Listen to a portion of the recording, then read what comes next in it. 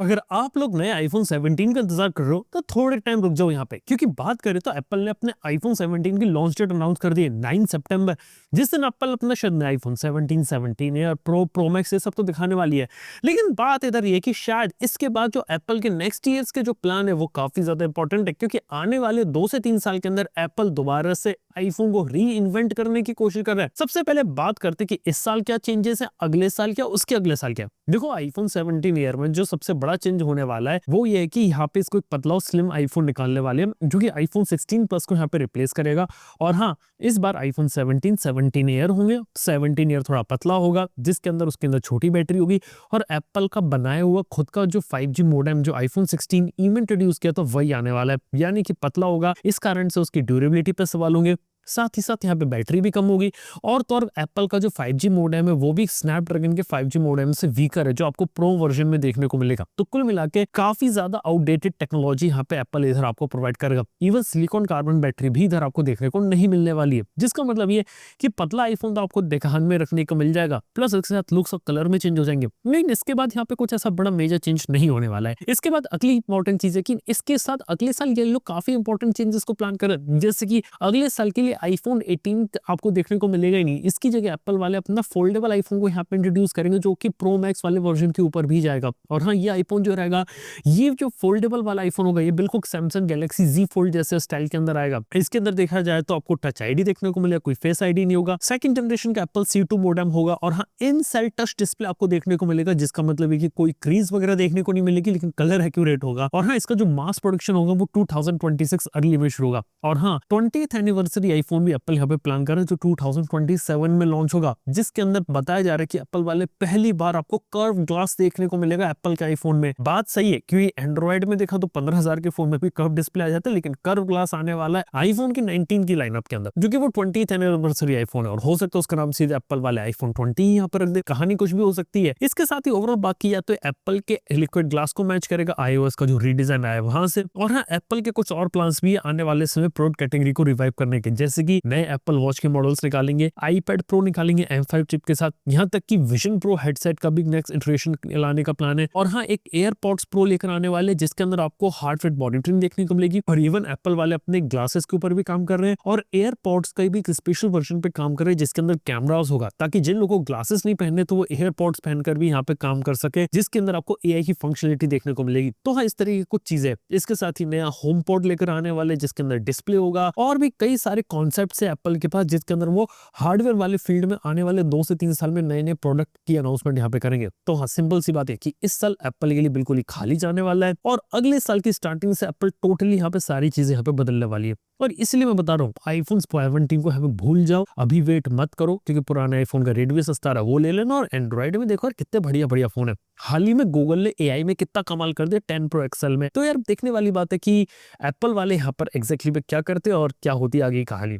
इसके साथ ही Apple related काफी इंटरेस्टिंग न्यूज ये कि एप्पल ने सू कर दिया है ओप्पो को, क्योंकि एप्पल का एक क्लेम ये कि एप्पल का एक इंजीनियर थे, वो एप्पल वॉच डिवीजन से चले गए सीधे ओप्पो में, और एप्पल ने आरोप ये लगाया कि हमारा एम्प्लॉय आपके गया तो गया, लेकिन हमारी ट्रेड सीक्रेट लेकर गया, जिसका कारण हम आपके ऊपर केस कर रहे हैं। और ओप्पो ने बोला कि टोटली बेबुनियाद है, हमारी तरफ से ऐसा कुछ भी नहीं हुआ, और हमारे एम्प्लॉय ने आपका कोई भी इन्फॉर्मेशन नहीं चुराई है। तो यार, उनकी भी यहाँ पे कहानी चल रही है। इसके साथ ही AI रिलेटेड भी काफी इंटरेस्टिंग न्यूज है, जैसे कि आप लोगों को पता है कि चैट GPT का गो वर्जन स्पेसिफिकली इंडिया के लिए डाला है, लेकिन अब ओपन AI ग्लोबल लेवल पे एक्सपेंड कर रही है, और वो दिल्ली के अंदर अपना नया ऑफिस ओपन कर रही है, और इंडिया उनके लिए की मार्केट है। ओपन AI को पता चल गया। देखो, सीधी बात है कि ओपन AI को पता है कि AI का कंजम्पशन इंडिया में बहुत तेजी से बढ़ रहा है, और इस वजह से AI की प्रेजेंस होने के लिए ओपन AI का इंडिया के अंदर होना बहुत ज्यादा जरूरी है, जिस वजह से इंडिया में वो अपना ऑफिस ओपन कर रहे हैं। हालांकि इतना पता है कि ये अभी डेवलपमेंट वाला सेंटर नहीं होगा, यहाँ पे कोई डेवलपमेंट वगैरह नहीं की जाएगी। यहाँ पे इस ऑफिस का यूज किया जाएगा नेटवर्किंग के लिए, पार्टनरशिप्स के लिए, मार्केटिंग के लिए, ताकि अलग अलग क्लाइंट, अलग अलग एजुकेशन इंस्टीट्यूट के लिए ये लोग काम कर सके, और इंडिया स्पेसिफिक प्रोडक्ट जो रहता है ना, वो यहाँ पे डिजाइन कर सके। ग्लोबल लेवल पे जो टीम जाएगी उसका फीडबैक उधर जाएगा।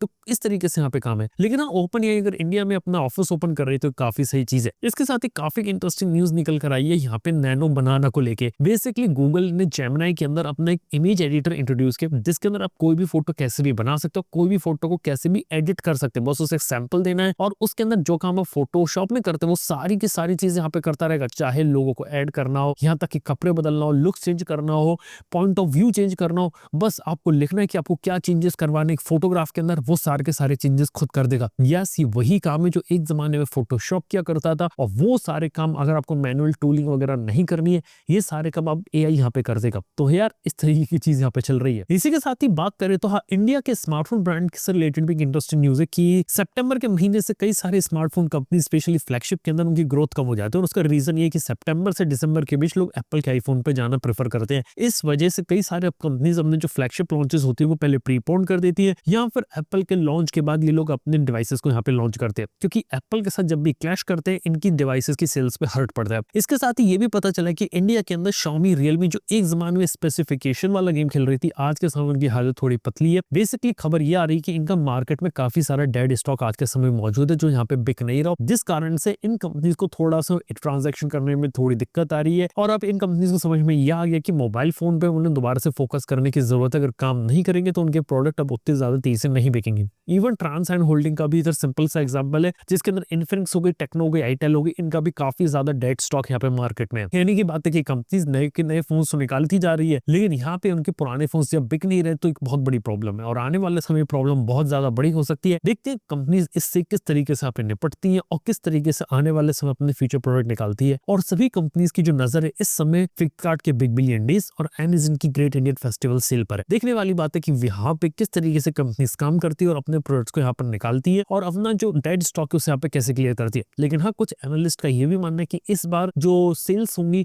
वो इतनी ज्यादा खास नहीं होने वाली है जैसे आपको पहले देखा करने को मिलती थी। तो ये भी एक इंपॉर्टेंट फैक्टर रहेगा जो इस बार स्मार्टफोन इंडस्ट्री में आपको देखने को मिलेगा। इसके साथ ही एक और कुछ इंटरेस्टिंग चीजें हैं। सबसे पहले तो गूगल ने एंड्रॉइड के अंदर कुछ मेजर चेंजेस कर रही है, जिसके अंदर अभी तक क्या होता था कि कोई भी एपीके अपने मोबाइल फोन में इंस्टॉल कर सकते थे, लेकिन इस एपीके के इंस्टॉलेशन में गूगल वाले यहाँ पे कुछ चेंज कर रहे हैं, जिसका मतलब है कि कोई भी अनवेरिफाइड एंड्रॉइड ऐप जो रहेगी उसकी साइड लोडिंग यहाँ पे रोक दी जाएगी और उसे आप अपने स्मार्टफोन के अंदर इंस्टॉल नहीं कर पाएंगे। ये फीचर अगले साल से इंप्लीमेंट होगा। कुछ फोन में 2027 तक सभी एंड्रॉइड फोन तक इसे लाने का प्लान है। बेसिकली इसे डिवाइस की सिक्योरिटी को एनहांस करना है। प्रॉब्लम इधर आ सकती है मॉडिंग वाली एप्स को, जो अनवेरिफाइड एप्स होती है उन्हें आप एपीके के थ्रू अनइंस्टॉल नहीं कर पाएंगे, तो वो एक काफी बड़ी दिक्कत यहाँ पर हो सकती है। और देखा तो गूगल भी धीरे धीरे ओपन सोर्स से थोड़ा थोड़ा क्लोज सोर्स की तरफ जा रहा है, तो वो भी एक चीज है। और हाँ, फाइनली न्यूज आती है नोकिया की तरफ से। नोकिया वाले इंडिया के अंदर अपना R&D प्रेजेंस को इंप्रूव करें, लेकिन ये मोबाइल फोन डेवलपमेंट की नहीं है, ये है आपके नेटवर्किंग डेवलपमेंट में, जहाँ पे 4G 5G 6G के ऊपर काम होता है। और हाँ, नोकिया वाले इक्विपमेंट बनाएंगे, R&D के अंदर काम करेंगे, और इवन BSNL को भी हेल्प करेंगे, जिसके यूज करके BSNL अपना 4G रोल आउट करो, 5G भी जल्दी से जल्दी लाए। अब देखने वाली बात है कि BSNL का जो 5G होता है यहाँ पे कब देखने को मिलता है। तो दोस्तों यार, ये थी इस हफ्ते कुछ इंटरेस्टिंग टेक न्यूज इस पॉडकास्ट में मैंने कवर करी। बाकी मैं आपको अपने अगले पॉडकास्ट के अंदर मिलता हूँ। Good bye.